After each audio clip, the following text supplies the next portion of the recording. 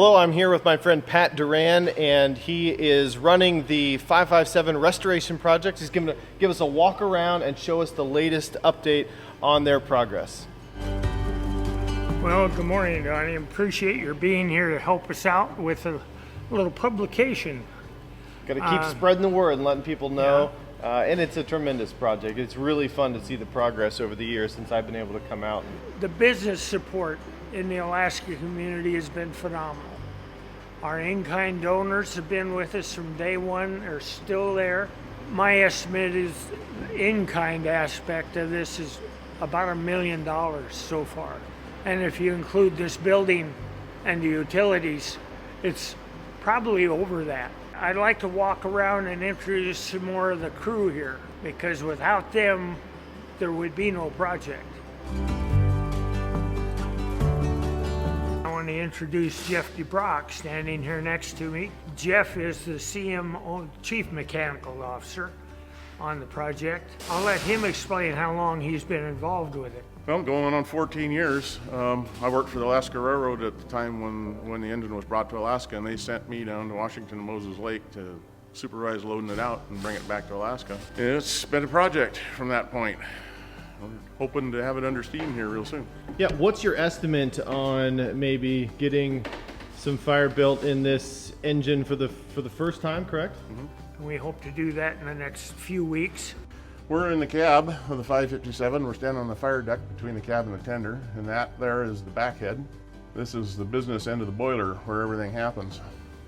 On the left is a firing manifold where the fireman controls the fire in the boiler and makes sure that the boiler has steam in it. He also controls water into it through the injector.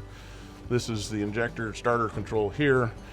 Down here is the water controls for the injector. And then of course on the right side of the engine is the throttle for the engineer, and the power reverse controls, and the brake stand with all the brake controls on it.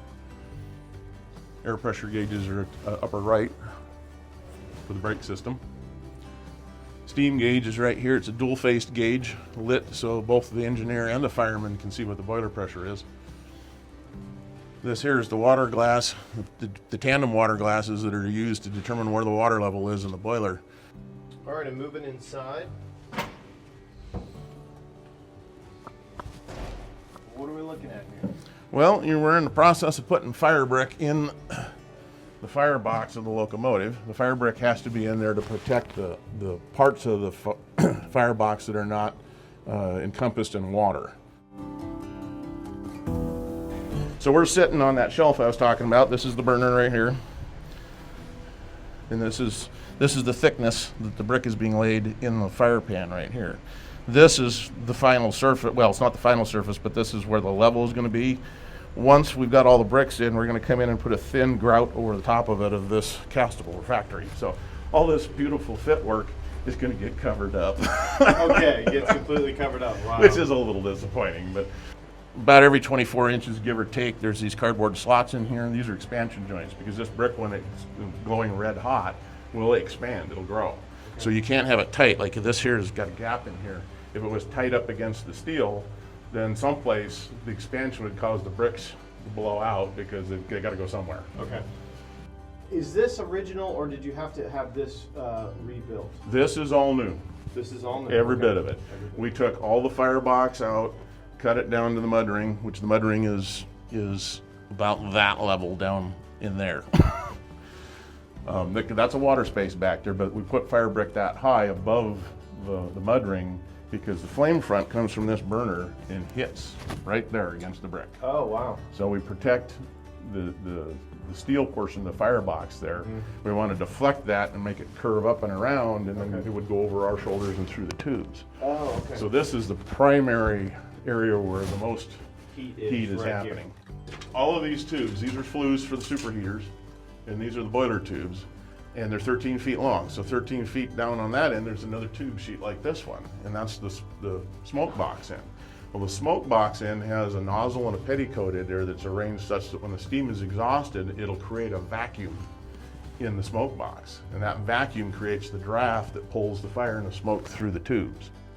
So you've got a vacuum on that end sucking all this through, And of course, that the fire is expanding in here because it does when it gets hot, it gets expansion. So But it's going through almost like a chimney. yeah, that's what these are, a whole bunch of little chimneys. Yeah. Yep. Well, that is fascinating, and fascinating to be inside the engine.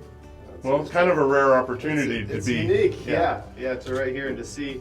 And it shows the hard work that has gone into this and why it has taken 14 years now to bring it to this point. All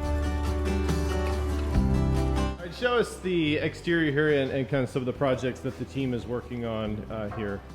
So what we're doing here, this is a lubricator. It's a 5-pump lubricator to lubricate the steam side and the air side of the compressor. This didn't originally have one of these. And if you go all the way back to 1943, it never had an air compressor at all because it was designed to go to Europe. So in here, you see these 2 caps. There's 2 wells in here because this thing has 2 types of lubricant in it. These are the pumps. And on this cavity here, we put air oil in there for the air side, these 2 cylinders. This one gets steam cylinder oil for the steam. Now, the reason there's 2 different lubricants is because the steam comes in at high temperature, at 430 degrees. The oil has to be capable of lubricating at that temperature. The air compressor side of it, you can't use steam cylinder oil in it because the additives and things that make it do what it's supposed to do for steam cylinders will cause sludge and buildup in the air compressor portion of it. So we're using a different lubricant in here to lubricate the air cylinder. Tom Walker's going to ring the bell for us. Yeah, how about that? He's My also job the guy today. running the brick saw. Oh yeah, I'm the brick sawyer. That's All awesome. those bricks you saw cut in there, that was my work. Good job. Yep, every one of They them. look great. Thank you. All right.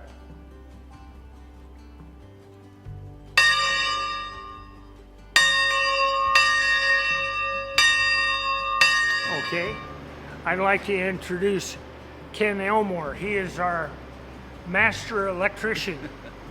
Actually, he has documented all of his work on this machine. We have electrical schematics for 557 as it exists today. Jim, he does whatever we need done. We decided that we were going to sort out all of our mechanical fasteners so that we didn't have space. And now we're looking for the one piece we needed. And that's the job he's currently doing. And what's been your involvement in this project? Mostly machining and welding, fabricating parts, that sort of thing. Where does this go again? Yeah. Safety valve. This is a secondary one. There's 2 safety valves, one at 225 and then this one at 228. We're having trouble making it seat. We cut a new surface and it isn't seating correctly. So we're back to square one, start over again on it. After this first fire, then we assemble the engine. Jeff may have already covered that. Roll it out for a second fire, actually move it under its own power. See if we have the valve gear anywhere near properly set. Then it's a matter of bringing it back in-house, stripping most of that hardware off the gray part of the boiler, including the back head, so we can get the insulation and the jacket installed. Then we're on the home run toward getting this thing ready to operate with the Alaska Railroad.